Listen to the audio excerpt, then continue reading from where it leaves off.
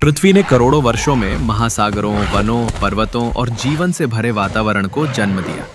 ये ग्रह धीरे धीरे उस रूप में ढल रहा था जिसमें जीवन पल सके। और अफ्रीका के विशाल महाद्वीप में, जहां जलवायु गर्म और जैव विविधता समृद्ध थी, जीवन की कहानी ने नया मोड़ दिया।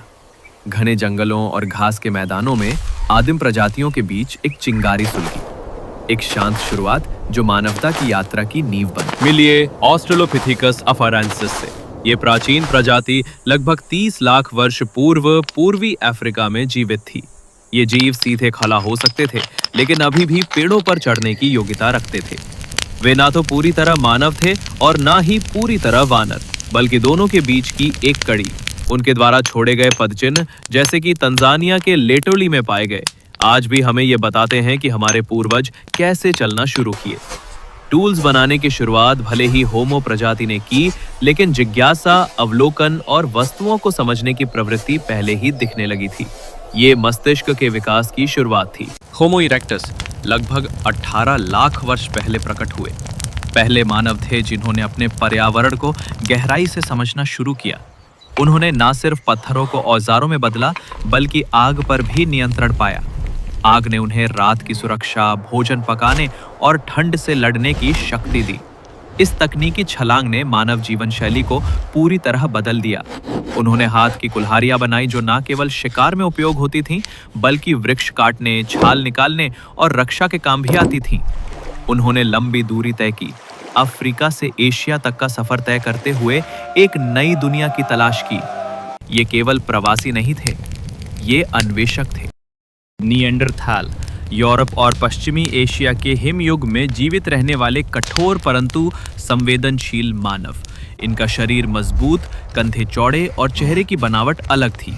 उन्होंने गुफाओं में रहकर समूहों में जीवन बिताया। वे सिर्फ शिकारी नहीं थे, बल्कि परिवारों को पालने वाले भी थे। उन्होंने विशाल जानवरों जैसे मैमथ और गैंडे का शिकार किया, लकड़ी की भालों और सामूहिक रणनीति से। लेकिन केवल यहीं तक नहीं, वे चित्रकारी करते थे, आभूषण पहनते थे और अपने मृतकों को विधि पूर्वक दफनाते थे। ये सब दर्शाता है कि उनमें सोचने और प्रतीकात्मक रूप से अभिव्यक्त करने की गहराई थी। फिर आए हम, होमो सेपियंस। लगभग 3 लाख साल पहले अफ्रीका में जन्मे ये आधुनिक मानव धीरे धीरे बाकी दुनिया में फैलने लगे। वे केवल शारीरिक रूप से अलग नहीं थे, उनका मस्तिष्क अधिक विकसित, भाषा अधिक जटिल और सामाजिक संरचना अधिक मजबूत थी। उन्होंने प्रतीकों का उपयोग किया, गहने बनाए और कला की शुरुआत की। फिर उन्होंने महासागरों को पार किया, रेगिस्तानों को लांघा और हिमालय से टकराते हुए नई भूमि में कदम रखा। ये सिर्फ एक यात्रा नहीं थी, ये एक साहसी आंदोलन था जो आज के वैश्विक मानव समाज की नींव बना। जैसे जैसे होमो सेपियंस ने यूरोप में कदम रखा, उनका सामना निएंडरथाल से हुआ। और ये केवल संघर्ष नहीं था, ये एक जुड़ाव भी था। आधुनिक मानव और निएंडरथाल के बीच आनुवंशिक मेल हुआ, जिससे आज भी हमारे डीएनए में उनके अंश मौजूद हैं। ये दर्शाता है कि मानव विकास केवल प्रतिस्पर्धा पर नहीं, बल्कि सहयोग और संबंधों पर भी आधारित रहा है। कुछ हजार सालों बाद मानव ने अपने अंदर की रचनात्मकता को खोजा। उन्होंने गुफाओं की दीवारों पर चित्र बनाए, घोड़े, बैल, हिरण, जैसे कि वे जीवन को समझने और उसे संरक्षित करने की कोशिश कर रहे हों।